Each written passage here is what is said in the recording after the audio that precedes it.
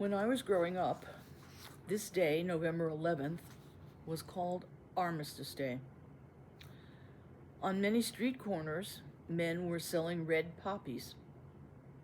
I guess I knew it had something to do with veterans and war and remembrance. Years later, when I was teaching modern European history, which is to say, the history of war in the first half of the 20th century, I came to understand the poppy. Armistice Day commemorated the first, actually, of 3 ceasefires on the 11th minute of the 11th hour on the 11th day of November in 1918. The shooting finally stopped, although 2,738 men died on that last day.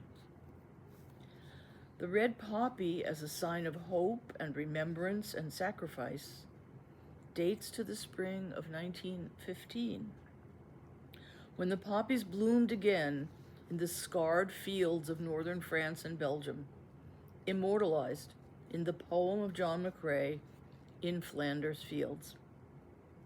In fact, the poppy was first worn as a symbol of remembrance by an American woman, Moyna Michael, and was quickly adopted by the American Legion and the Royal British Legion. Today's reading from Wisdom is very familiar to us, as we have often heard it at funerals. Although it is called the Wisdom of Solomon, it was written many centuries after Solomon in Egypt, the last book of the Hebrew Bible. The aim of the writer was to strengthen the faith of his fellow Jews, surrounded as they were by the diaspora culture, to give hope and consolation to his people. And today it still gives consolation and hope to us, hope of immortality for us and for our loved ones who have gone ahead of us to be with God. Baptism holds the promise of eternal life.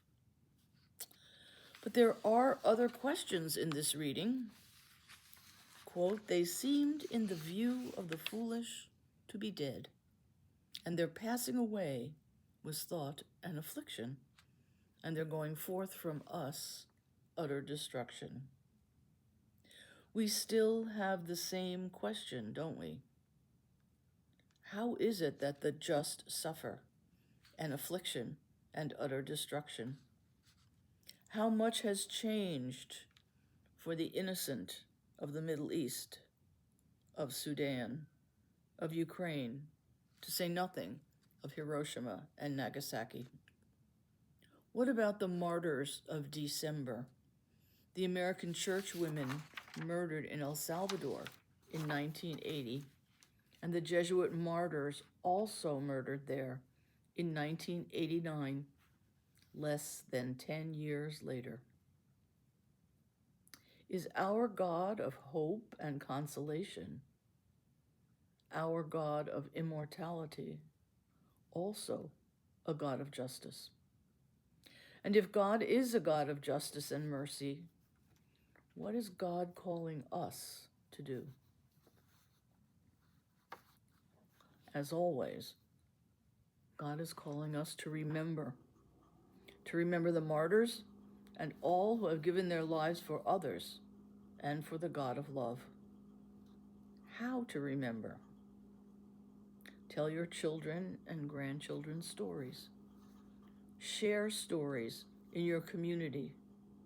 Gather at the Eucharistic table to remember Jesus' saving story. Remembering and telling sacred stories transforms us. Wear a red poppy today, or a yellow ribbon to remember hostages.